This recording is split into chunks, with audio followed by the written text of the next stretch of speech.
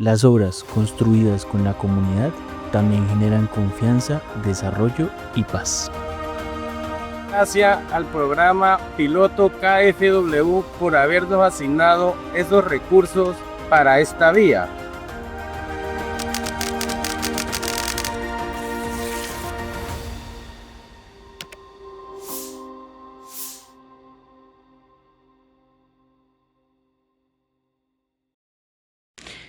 Bueno, ya hemos hablado bastante de ese tema aquí en De Frente, pero hay que seguir explicando, o más bien tratando de explicar cuál es la razón por la cual los fondos privados de pensiones no han querido entregar estos recursos a Colpensiones, teniendo en cuenta pues que según la ley, la reforma pensional que se aprobó en el Congreso de la República, aunque la mayor parte de estos artículos está en este momento pues siendo estudiado por la Corte Constitucional y podría decirse que la reforma está en stand-by, si hay uno, el 76, que quedó abierto y es justamente el artículo que permitió este traslado, una ventana de oportunidad para que las personas que tuvieran o que les faltaran menos de 10 años para cambiarse de un régimen a otro lo pudieran hacer durante un plazo de 2 años y ya hay unas que, pues las personas que lo hicieron, ya hay unas que lograron la pensión, llegaron a la edad, cumplieron las semanas y lo que dice el gobierno es que la plata que ellos tenían ahorrados en los fondos de pensiones deben ser entregada a Colpensiones para que se le pueda entonces girar esos recursos y pagarles la pensión. Kevin Harman es abogado, experto en estos temas de pensiones y está con nosotros aquí conectado en De Frente. Kevin, buenos días, por fin pudimos lograr este espacio contigo, buenos días. Buenos días, Paola. Buenos días, Mariana. Qué alegría estar aquí en el tercer canal en De Frente con ustedes. Hace rato tenía ganas de estar aquí con ustedes. ¿Cómo están? Bien, muchas gracias, Kevin. Bueno, la gran pregunta que nos hacemos, y ya lo escuchabas, es justamente eso. ¿Por qué los fondos no quieren, si se puede decir así, entregar estos recursos? Aquí hemos hablado en varias oportunidades en este espacio con otros expertos, incluso gente del gobierno, el ministro de Trabajo y demás, pues que aseguran que no hay ningún sustento legal, primero para que el Consejo de Estado haya tomado esa decisión y segundo para que los fondos se nieguen a hacer ese traslado. Claro, entonces lo primero antes de llegar al Consejo de Estado es como hablar de un contexto muy general. Primero que hay que decir es que acordémonos que en la lógica de la Ley 100, que todavía está vigente, uno puede escoger el régimen de pensiones que más le convenga, el fondo público Colpensiones o el fondo privado, que son los fondos privados de pensiones. Cada uno de esos regímenes tiene lógicas distintas. Por ejemplo, para uno pensionarse en Colpensiones necesitas acreditar 26 años de cotización y llegar a una edad determinada. Para el caso de los fondos privados de pensiones, en general, lo que uno necesita es un capital mínimo para poderse autofinanciar una pensión. Entonces, fíjense que las reglas de cómo cuentan los requisitos para poderse pensionar, son distintas en los dos. Y claro, como uno puede elegir, lo que tiene que ocurrir es que en caso dado en que uno se cambie de un lado a otro, es una especie de mecanismo de traducción que le permita al régimen que lo recibe a uno acreditarle en las reglas de su propio régimen pues las semanas en el caso de Colpensiones o la plata en el caso de las AFP. Entonces uno puede hacer eso básicamente todavía hasta faltando 10 años para poderse pensionar. Pero desde hace 30 años a la gente se le hace relativamente tarde cambiarse de una AFP a Colpensiones o de Colpensiones a una AFP según le convenga a esa persona. Se le hace tarde por muchas razones, entre otras por desinformación de los actores del sistema, usualmente de las AFP a Colpensiones, como ha sido acreditado desde el 2008 en toda la jurisprudencia de la Corte Suprema de Justicia. Entonces, cuando se le hace tarde a la gente, ¿qué hacía?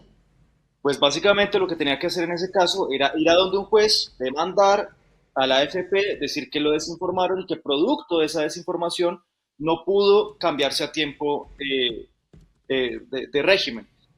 Y en el 92% de los casos los jueces les daban la razón a los demandantes. Entonces, ¿qué hizo la reforma pensional?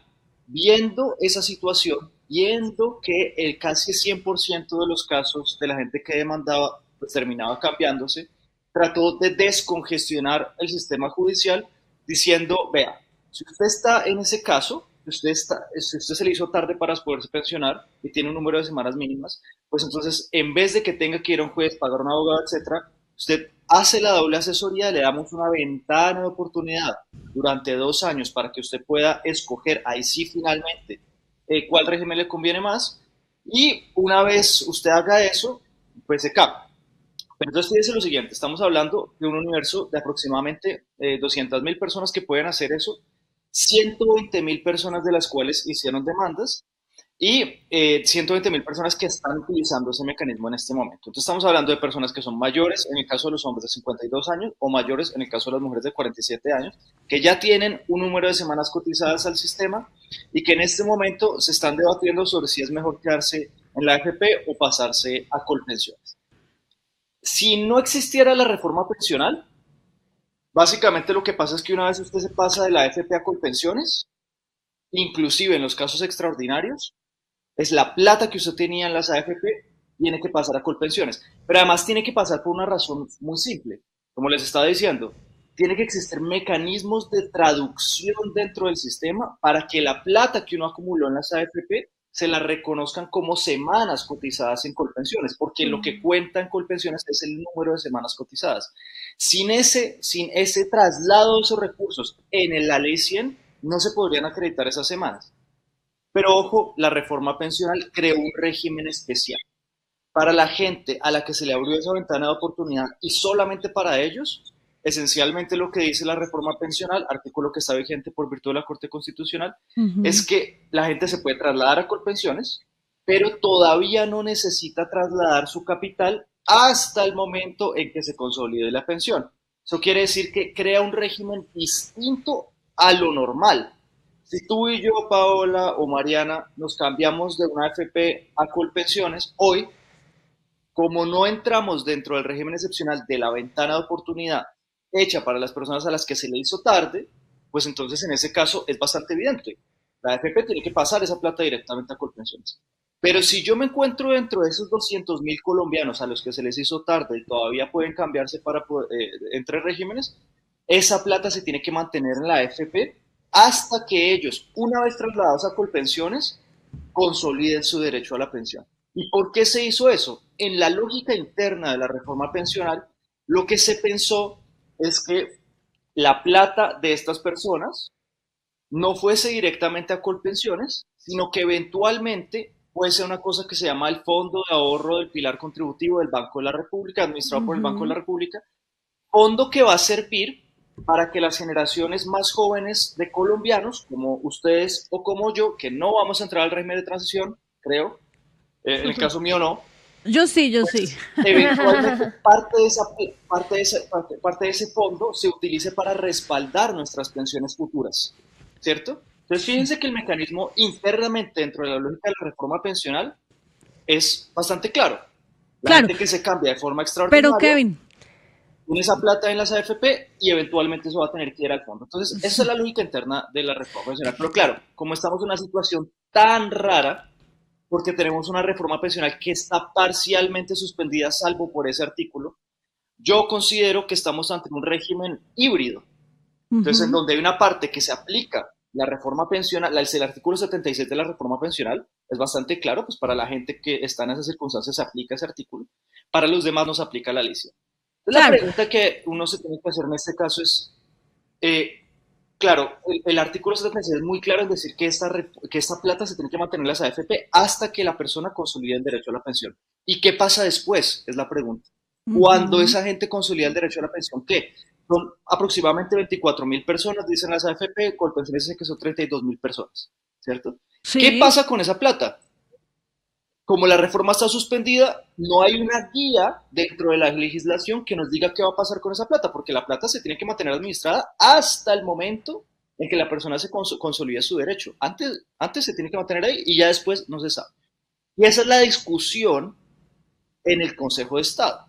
¿Qué es lo que pasa con esa plata? Según el gobierno lo que expidió fue un decreto, el 415, en uno de sus artículos, lo que dice es, vea, mientras esté suspendida la reforma pensional, evidentemente, pues estamos en una situación no regulada, en lo que se puede llamar un vacío jurídico frente a un hecho jurídico, y entonces nosotros lo que vamos a decir es, mientras eso esté así, pues que se pase la plata directamente a Colpensiones y aplicamos la regla de la ley 100 por analogía. Entonces, esto suena una cosa como muy abstracta, pero básicamente en derecho, cuando tenemos situaciones de vacíos jurídicos, nosotros apelamos a principios generales de interpretación, como por ejemplo la analogía.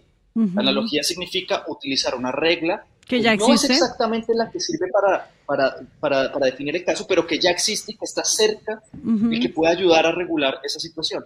Entonces, lo que yo creo es que el gobierno dice, no, nosotros aplicamos por analogía la ley 100 y por tanto necesitamos que esos 5 billones de pesos se trasladen a Colpensiones. ¿Qué es lo que dijo el Consejo de Estado del magistrado Jorge Bedoya? Lo que dijo es el gobierno no tiene razón preliminarmente porque es una situación que todavía no está decidida definitivamente. Lo que dice el gobierno, el magistrado Bedoya es que el gobierno no podía hacer uso de la analogía para llenar ese vacío normativo porque según él, en el auto del Consejo de Estado no existía vacío normativo. Él dice que no hay vacío normativo porque la ley suspendida exactamente dice qué es lo que tiene que hacer. ¿Cierto? Mm. Entonces dice, aquí no hay vacío normativo, la ley está suspendida sí, pero no hay vacío normativo porque eso es lo que tiene que hacer y por tanto el gobierno no puede ir en contra de la ley suspendida. Pero claro, la discusión jurídica, yo creo que una discusión jurídica verdadera es sobre si la suspensión de la ley producto del auto de la Corte Constitucional permite o no que el gobierno regule esa situación, que a mi juicio sí es un vacío normativo, de acuerdo con las reglas de la ley 100 o no. Para el magistrado Bedoya dice no. Mm. El magistrado Bedoya dice, aquí hay una ley, así está suspendida, se tiene que respetar esa ley suspendida porque la voluntad del legislador es clara. Sí, El pues gobierno dice, la ley está suspendida, por tanto hay un vacío normativo, por tanto nosotros podemos utilizar la analogía. Y esa es la discusión que está en este momento en el Consejo de Estado. no, pues bastante claro, Kevin, todo este panorama y este contexto, porque entonces, en conclusión, lo que uno podría pensar es que justamente porque existe ese vacío normativo, eh, pues no es que alguna de las partes tenga la razón, sino que hay justamente pues una gran confusión y no se sabe pues qué hacer. Y eso es lo que yo quiero preguntarle, porque entonces, mientras tanto, ¿qué? La preocupación de las personas que ya tienen su pensión causada y que pues deben empezar a recibir esos recursos es que no haya plata con que pagarles, pero si la hay, el gobierno debe sacarlo de otra parte, de otras fuentes, para poder hacer esos desembolsos mientras que se soluciona todo ese chicharrón. ¿O Y a ahí esas cuál es el personas, tema? esas aproximadamente 32.000 personas, hay que decirles que estén tranquilas, que su pensión se va a tener que seguir pagando. Mira, yo, Paola, tengo, en mi caso, tengo una oficina jurídica de hermanos asociados, he tenido varios clientes que se han acogido a esta verdadera oportunidad, que ya están pensionados y a ellos les llega sagradamente su pensión todos los meses sin ningún problema y ellos están disfrutando de su pensión. Así que hay que decirles, hay que tener tranquilidad porque la pensión esencialmente es un derecho fundamental según el artículo 48 de la Constitución y está Ujú. protegida también por los derechos, por los tratados internacionales en materia de derechos humanos. Lo cual quiere decir que el Estado es en última instancia el garante total de la pensión de la persona. ¿Sí? Así no existe ningún traslado de recursos, entonces el Estado tiene que poner del presupuesto general de la nación la plata para poder pagar esas pensiones, así que esas personas tienen que estar tranquilas que la legislación colombiana, la constitución colombiana y los tratados internacionales de derechos humanos los protegen en su pensión. Lo siguiente es un argumento que ha utilizado el gobierno que yo creo que no es cierto, y es que necesitan esos 5 billones de pesos para pagar las 32.000 pensiones que se causaron. Eso no es cierto porque las pensiones de esas personas no se financian a partir de los recursos que ya acumularon en las AFP. Las pensiones de esas personas se van pagando mensualmente con las cotizaciones de quienes estamos en Colpensiones, Ujú. más una parte del presupuesto general de la nación, que el año pasado, para el caso del régimen de Colpensiones, asciende aproximadamente a 20 billones de pesos. Entonces, la suma de esos 20 billones de pesos puede ser el presupuesto más las cotizaciones mensuales que hacemos las personas que estamos en Colpensiones, es lo que paga las pensiones de las personas que están pensionadas por Colpensiones. Luego, esos 5 billones de pesos eventualmente no sirven directamente para pagar esas pensiones.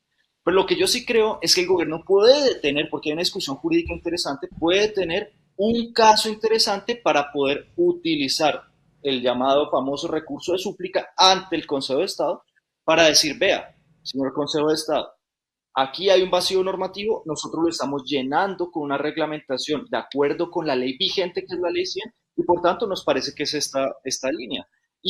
digamos, es una situación y es un argumento jurídico que puede llegar a ser sofisticado, puede llegar a ser bueno, y no necesita en este momento el gobierno apelar, uno, a investigaciones en la Superintendencia Financiera de Colombia, eso no van a llegar a ningún lado por allá, y tampoco a amenazas directamente de intervenciones o algo por el estilo en el caso de las AFP. Es una situación jurídica que es interesante, que está abierta a discusión. Yo no creo que en este caso sea muy clara la respuesta. Pero en este caso, insisto, las personas que están pensionadas y que ya causaron su pensión van a gozar su pensión sin ningún problema, como lo han hecho todas las personas que ya se trasladaron y se han pensionado. Kevin, sobre esas medidas del gobierno que comentas, yo quería preguntarte por una que salió del Ministerio de Trabajo y es hacer una tutelatón para que se trasladen finalmente estos fondos. ¿Eso es eficiente? ¿Eso es acertado? ¿Eso es viable? No sé tú cómo lo ves. Cuando la comunidad lidera, la paz es un hecho. El programa se queda en el territorio a través de su gente. Y yo como mujer campesina me siento orgullosa de haber podido liderar un proyecto como esto de esta gran magnitud.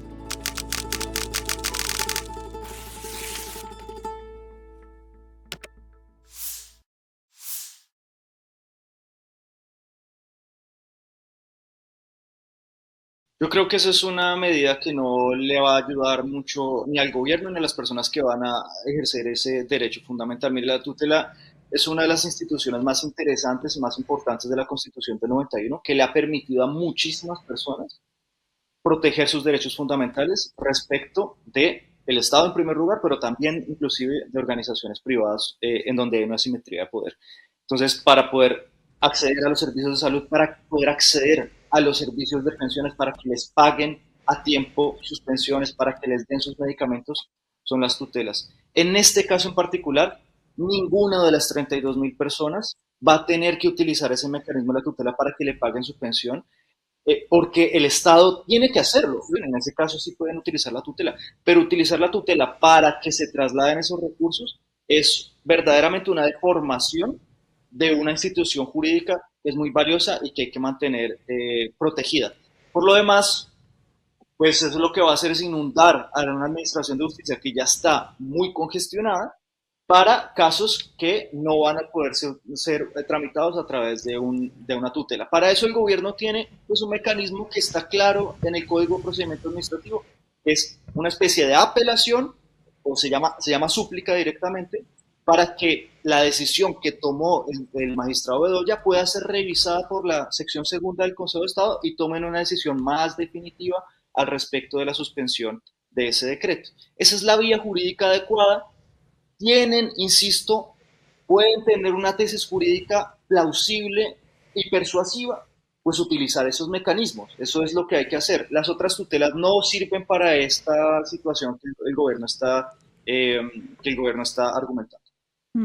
Acá muchas personas comentando sobre este tema, ya hay mucha más claridad frente a lo que está pasando, lo que significa pues este lío que hay por una decisión que ha tomado el Consejo de Estado de suspender ese decreto que el gobierno ha expedido para que se pueda hacer este traslado. Pero hay una pregunta que yo quiero hacer, Kevin, y que tiene que ver con unas declaraciones que dio hace unos días el presidente de Asofondos en otro medio de comunicación y que han generado mucha polémica, porque él dijo que las personas cuando se cambian del régimen de ahorro individual al régimen de prima media, es decir, de los fondos de pensiones a Colpensiones, renuncian prácticamente a su ahorro.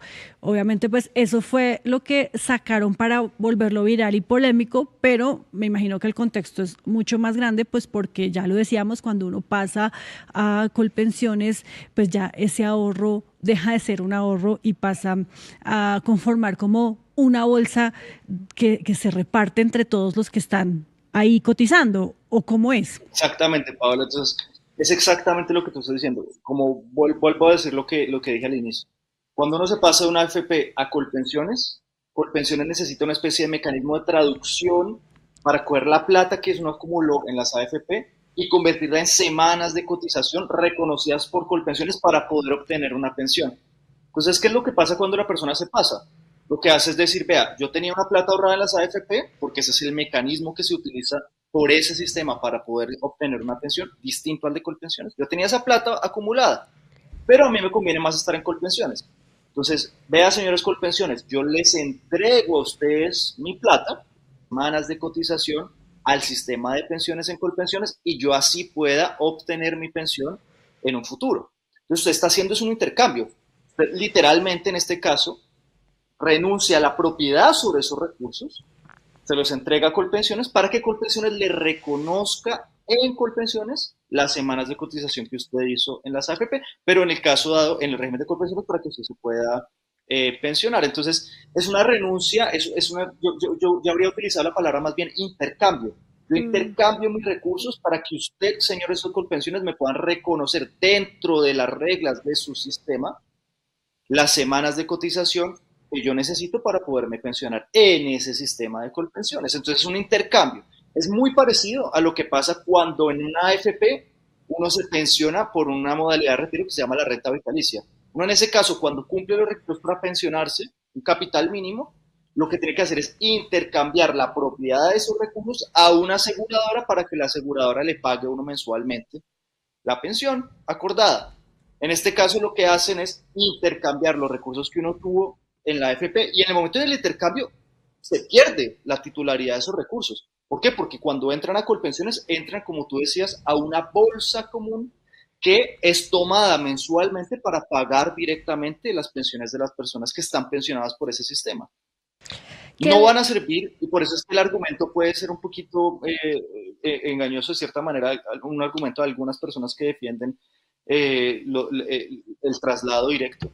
No es que vaya a servir para pagar las pensiones de quienes ya se pensionaron, de quienes se trasladaron, perdón. No van a servir para pagar esas pensiones individualmente consideradas. Van a servir para pagar las pensiones de quienes ya están pensionados en ese sistema, independientemente si se trasladaron ayer, hoy o hace 15 años. Kevin, me parece importante esa claridad de para qué va a servir ese dinero que está solicitando el gobierno, porque aquí en el chat nos están diciendo que entonces hay que dejar perder esa plata y no, la cosa es que pues necesariamente Colpensiones no va a usar ese dinero para pagar las pensiones de estas personas que han hecho el traslado, sino que corresponden a otros recursos que se van a usar después. Yo quería preguntarte por un tema que ha sido bastante controversial y es qué tan cierto o válido es este argumento de que las AFP no pueden trasladar ese dinero, esos fondos, porque son dineros que están invertidos, que hacen parte, digamos, como de su portafolio y de lo que hacen, pues, digamos, que este tipo de fondos con los dineros de las pensiones. Claro, yo empezaría diciendo lo siguiente. Yo creo que con la explicación que di sobre el marco jurídico de esta situación en particular, la persona consolida su derecho a la pensión en la oportunidad de traslado. No tiene ninguna ley vigente que les permita a ellos retener sus recursos. Entonces yo creo eso, no de entrada, pero bueno. Ahora, la pregunta que tú haces es clarísima, y es, acordémonos que cuando uno cotiza una AFP, uno no coge una plata de su salario y se la ponen ahí como debajo de un colchón, o está en una bóveda líquida, billete tras billete, sino que esencialmente lo que ocurre es que ese sistema lo que hace es tomar estos dineros y los invierte en activos que son menos líquidos, que son ilíquidos, como acciones, CDTs, bonos del Estado, etcétera, para que con esas inversiones y los retornos que dan esas inversiones, se pueda financiar la pensión de esa persona que hizo la cotización. Entonces, claro, cuando uno habla de 5 billones de pesos que se tienen que trasladar, son estimados del valor total de los activos en los que se invirtió la plata de esa persona cuando cotizó durante 20 años o los años que haya sido en ese sistema. Entonces, esa plata evidentemente no es que no la puedan trasladar mañana porque no la tienen, sino que no la pueden trasladar mañana porque les tocaría salir a liquidar esos activos muy rápidamente, casi que de afán, para poder trasladar esos recursos. Pero el problema es que cuando uno sale a liquidar activos de forma relativamente afanada, normalmente el precio por el que los va a vender es inferior al de mercado, lo cual va a implicar obviamente que el valor total de esos activos sea inferior. Eso es como cuando, por ejemplo, uno está muy afanado en vender un carro, una moto, un pedazo de tierra, una casa, porque necesita esa platanita liquidez en ese momento, pues uno no va a salir a venderlo a valor de mercado como quisiera, sino le toca venderlo un poquito más barato para que la gente esté dispuesta a comprarlo. Una cosa muy similar ocurre con ese tipo de activos. Si los salen a liquidar antes de tiempo, en el caso de los activos que requieren de un tiempo de maduración, o simplemente salen a liquidar los activos a toda velocidad, porque así se los ordena la ley, pues entonces en ese caso el valor total de esos activos va a tener que venderse un poquito más bajito y por tanto pues ese valor va a tener que reducirse en el tiempo. Entonces no es que no tengan la plata existe, está invertida, simplemente que liquidar esos activos toma tiempo y además es importante tener en cuenta lo siguiente. Dentro de los activos en los cuales está invertida esa plata son bonos del Estado, son bonos TES del gobierno, que en caso de liquidarse todos al mismo tiempo, podría inclusive ser perjudicial para el gobierno porque dispara la tasa de interés y la deuda del gobierno, lo cual pues obviamente sería una especie de efecto boomerang de este tipo de decretos que lo que hace es solicitar una liquidación muy rápida de sus activos. Pero Kevin, ahí pues uno podría pensar, obviamente desconociendo completamente el tema, que pues la reforma pensional se aprobó ya hace bastante tiempo y aunque estamos esperando una decisión de fondo por parte de la Corte, ¿no podían los fondos empezar a liquidar esos dineros para hacer estos pagos de las personas que se fueron trasladando desde hace 2 años? Yo creería que de todas maneras eso hacía parte como de la estrategia de coordinación de la implementación del sistema. Acordemos que el sistema, digamos que la transición del nuevo sistema al nuevo sistema se tenía que hacer a través de una serie de comités en donde participaban los fondos, participaba el gobierno, participaba Colpensiones, para hacer que la transición al nuevo sistema fuese como lo más fluido posible. Eso se suspendió en agosto del año pasado cuando la Corte Constitucional decide suspender la totalidad de la ley. Pues en ese caso todos estamos esencialmente en un stand-by porque no sabemos exactamente cuál va a ser la consecuencia de esa demanda que está en este momento en estudio de la Corte. Entonces, yo entiendo, por ejemplo, el argumento de algunos opositores que dicen no, es que el gobierno tuvo todo este tiempo para crear el Fondo del Banco de la República, que es finalmente el destinatario original de esos recursos, pero claro, el gobierno no tenía la base legal para poder crear ese fondo porque la base legal está suspendida. ¿Me hago entender? Entonces, sí. Lo mismo, las AFP podrían haber pensado, no, venga, yo creo que de aquí a marzo del otro, en agosto del año pasado, ellos hubieran pensado, vea, yo creo que la Corte ya fallaría de aquí a marzo del otro año, entonces, más bien dejo esos recursos allí para podérselos entregar al Banco de la República eventualmente. Lo que nadie tenía en la cabeza, en realidad, es que la Corte Constitucional se haya tomado ya casi 2 años para poder definir una discusión que es esencialmente de forma. Porque es que aquí la Corte Constitucional no está decidiendo si la reforma expropia, si es buena, si es mala, nada de eso. Está definiendo esencialmente si el Congreso cumplió con las reglas mínimas de debate legislativo que ordena la Constitución. Eso es toda la pregunta que está haciendo la Corte Constitucional y se ha demorado más de 2 años en determinar si finalmente el Congreso cumplió con las reglas que exigen la Constitución para la formación de una ley, sí o no. Entonces, lo que podemos estar enfrentados es que eventualmente la Corte Constitucional admita que la reforma pensional es compatible con la Constitución y después entren las más de 500 o 600 demandas que ya sí empiezan a discutir sobre si la reforma es buena o es mala o tiene estos problemas o estos problemas. Y lo que ocurrió con la ley 100 del 93, Pablo, la gente, como yo, pues somos muy jóvenes y no nos acordamos, pues yo he estudiado el tema. Y esencialmente lo que ha ocurrido es que después de que empiezan las demandas, el sistema empieza a cambiar, porque empiezan a caerse algunas cosas del sistema, otras, y digamos, la gobernabilidad del sistema de pensiones con esa incertidumbre es muy, muy difícil. Bueno, pues de todas formas nos queda un mensaje que usted dio, Kevin, en esta conversación, y es que para las personas que ya llegaron a la de pensión, estas 25,000, según dicen los fondos, 32,000, según dice el gobierno, pues hay un parte de tranquilidad porque se les va a entregar los recursos, se les va a pagar su pensión, no hay que generar pánico en ese sentido, no se van a quedar sin su plata que les corresponde y por supuesto esperar entonces que se dirima este lío jurídico que hay para saber qué hacer y pues también nuevamente hacerle un llamado a la Corte para que defina o tome una decisión de fondo sobre el futuro de la reforma pensional. Kevin Harman, muchas gracias por estos minutos aquí en De Frente y feliz día, feliz tarde allá en Bélgica. Gracias a ustedes y feliz fin de semana también para ustedes. Las vías terciarias conectan territorios, generan oportunidades y acercan la paz a las comunidades rurales.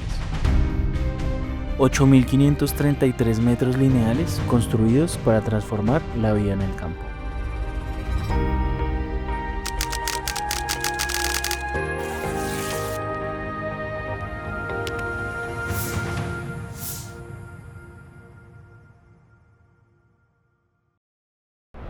Ayúdanos a seguir con nuestra labor periodística a través de nuestro NECI 310-779-3518. Se está evaluando es que más adelante sí sea para todos. Lo que necesita el país. Pedí que me sacaran de allá. Un agradecimiento a todos por su sintonía aquí en el tercer canal. Métase en la mente de un delincuente, de un ladrón. A una nueva entrega de periodismo sin corrección. Pasión todo locura y estamos muy contentos. De las calles del sur. Digo, la señora, ¿me da un expreso, por favor?